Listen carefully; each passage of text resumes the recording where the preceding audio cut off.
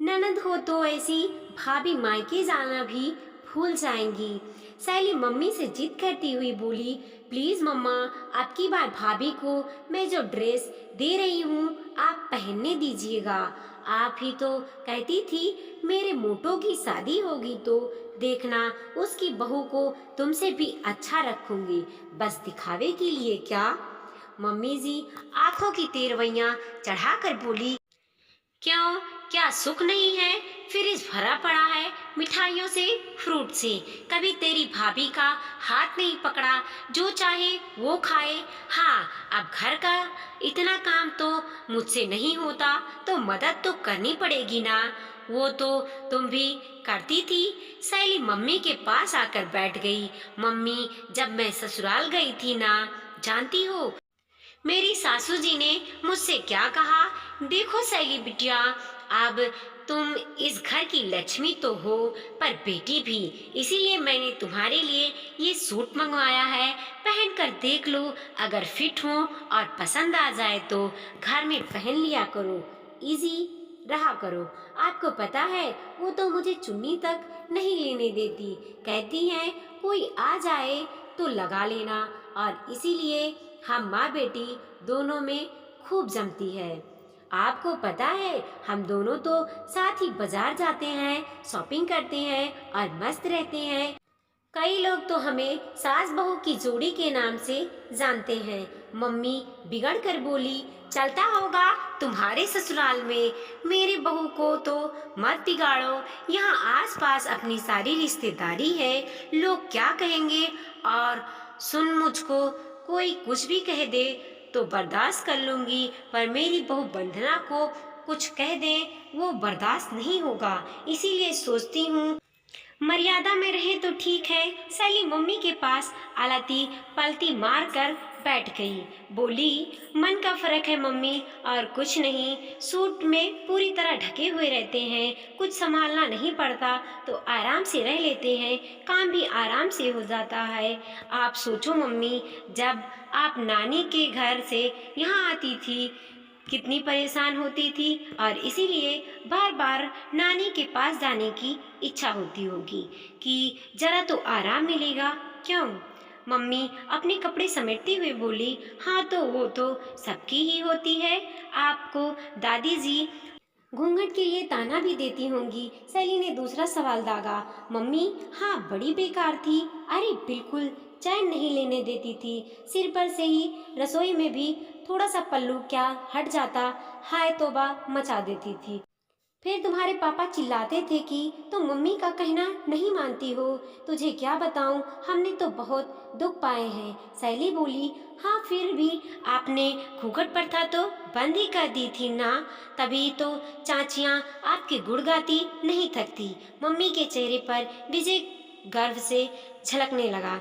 और क्या, मैं तो परेशान हुई जो हुई, इन छोरियों को नहीं होने दिया।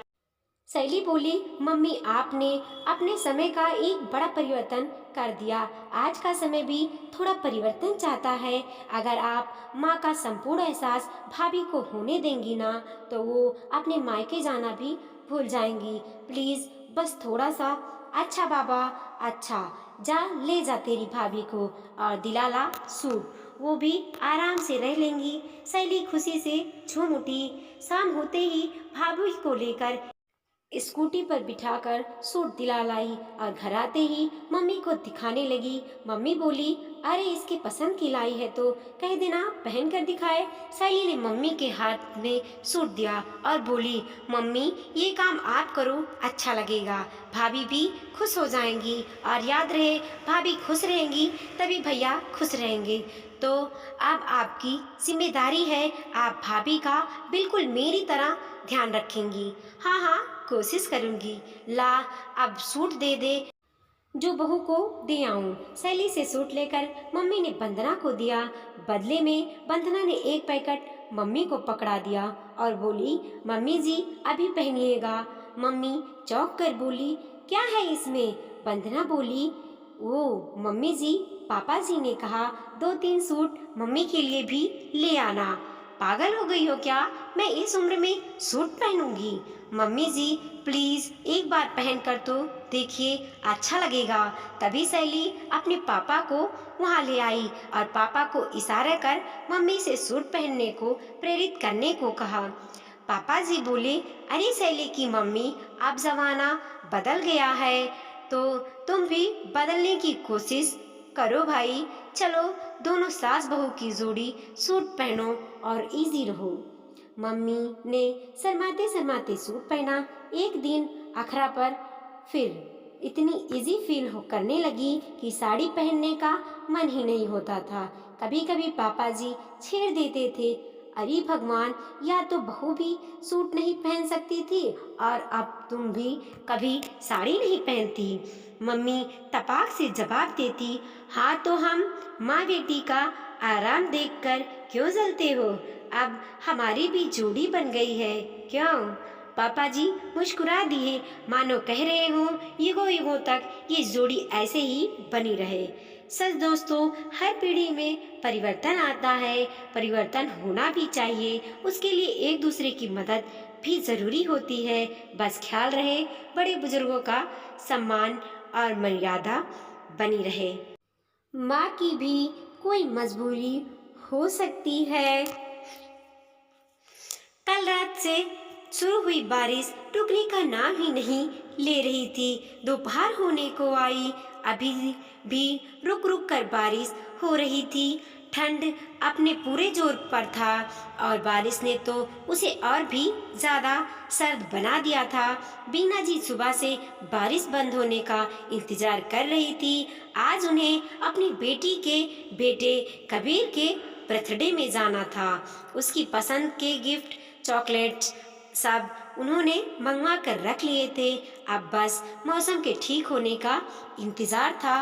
बीना जी को तसल्ली थी कि उनके दोनों बेटियां रवीना और सबीना ज़्यादा दूर नहीं रहती थी, इसीलिए हर तीज, त्योहार, जन्मदिन या किसी के शादी ब्याह जैसे मौके पर मिलना जुलना होता रहता था। आज भी सबीना उनके साथ ही जाने वाली थी। वह दोनों बेटियों के लिए बनाए हुए तिल के लड्डू, गुड़ पाक, गाजर का हलवा डिब्बे में पैक कर रही थी कि बेटे नितिन ने आकर बताया, मम्मा शहर में जगह जगह बहुत ज़्यादा पानी भरा है। बड़ी मुश्किल से मैं ऑफिस से घर तक पहुंचा हूँ। दीदी का नया घर तो वैसे भी बहुत ज़्यादा दूर है, अक्सर जाम लगा रहता है। रात में वापस लौटना बहुत मुश्किल हो जाएगा और कल सुबह मेरी एक ज़रूरी मीटिंग भी है। आप दीदी को मना कर दो कि हम लोग नहीं आ पाएंगे। उनको सोच में पड़ा देख नितिन बोला, मम्मा दीदी कोई बच्ची थोड़ी हैं, समझ जाएंगी। मौसम कितना खराब है, अभी कुछ ही दिनों में पहले ही तो आप बुखार से उठी हैं और फिर संडे को अपने नए शोरूम की उद्घाटन पर सब लोग आ रहे हैं ना, तब यह सब सामान आप उन दोनों को दे देना। जब उन्होंने रवीना को अपने न आने के बारे में बताया तो जैसे उन्हें डर था, रवीना ने उनकी बात पूरी सुने बिना गुस्से से फोन काट दिया। उन्हें बहुत बुरा लगा। बच्चे आजकल माँ बाप की मजबूरी भी नहीं समझते। वह नितिन को चाय देकर अपने कमरे में आकर लेट गई। सामने की दीवार पे बच्चों के अपने पापा के संग हंसती हुई फोटो देखकर वह अतीत की यादों में खो गई। रवीना शुरू से ही अपने पापा की लाडली थी, अपनी हर बात मनवा कर ही मानती थी। उससे 2 साल छोटी सबीना शुरू से शांत और समझदार बच्ची थी। कभी जिद करती भी थी तो समझाने पर मान जाती थी। बेटे नितिन को जब भी मार्केट जाओ हर बार एक नया खिलौना चाहिए होता था और थोड़े ही देर में उसके हर पुर्जे को खोलकर बैठ जाता था। उसके पिता अजीत का अच्छा खासा इलेक्ट्रिक्स पार्ट्स बिजनेस था। वह उसमें बहुत बिजी रहते थे। घर और बच्चे की सारी जिम्मेदारियां बीना जी ने खुद अपने ऊपर ले रखी थी। ऊपर वाले की दया से पैसे की कोई कमी नहीं थी। हंसता खेलता खुशहाल परिवार था। सब कुछ अच्छा चल रहा था कि एक कार एक्सीडेंट में अजीत की मृत्यु के बाद सारे परिवार पर दुखों का पहाड़ टूट पड़ा। अचानक हुए इस हादसे के बाद रवीना एकदम सी गुमसुम सी हो गई थी। वह इस सच को स्वीकार नहीं कर पा रही थी कि उसके पापा अब इस दुनिया में नहीं हैं।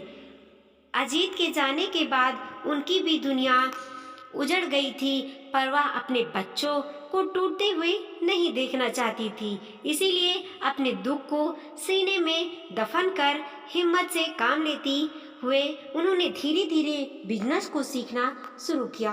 बहुत मुश्किलें उठाई, पर बच्चों की परवरिश में कोई कमी नहीं आने दी। अपने सुख की परवाह ना कर बच्चों की हर ख्वाहिश पूरी की और उन्हें कभी अपने पापा की कमी महसूस नहीं होने दी। अब लगता है कि शायद हर जिद पूरी होने की वजह से रवीना थोड़ी जिद्दी हो गई है। पढ़ाई पूरी करने के बाद दोनों बेटियों के अच्छे घर में शादी हो गई। दोनों अपने परिवार में अपने बच्चों के साथ खुश हैं।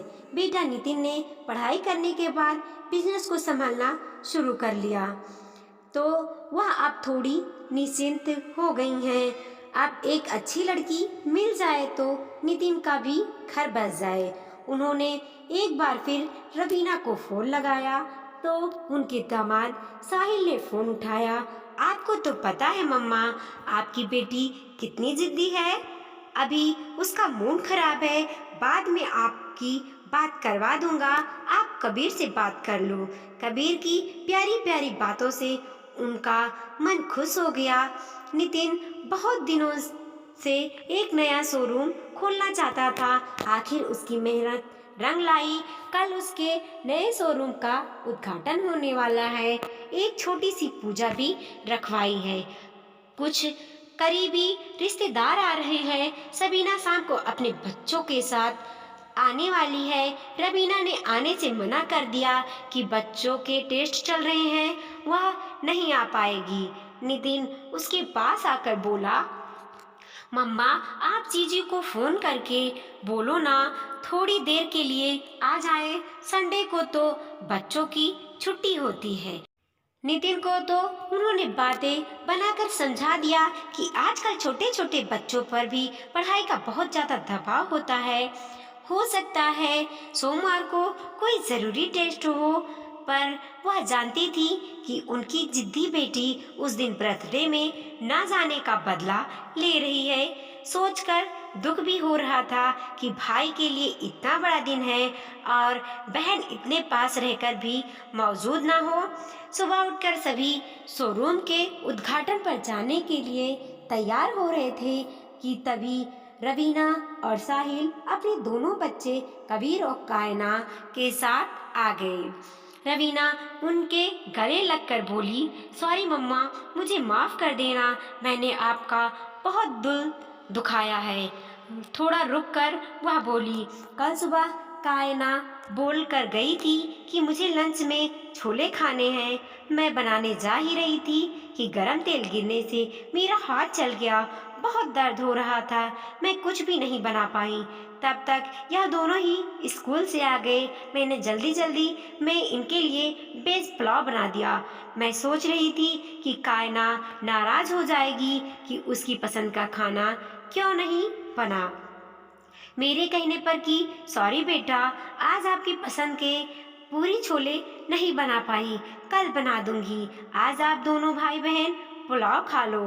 कायना मेरे हाथ में क्रीम लगाते हुए बोली, मम्मा आप रोज हमारी पसंद का खाना बनाती हो, आज नहीं बना पाई क्योंकि आपके हाथ में बहुत दर्द हो रहा था। मुझे पता है आप हम दोनों को कितना प्यार करती हो, जैसे नानी माँ आपको करती हैं।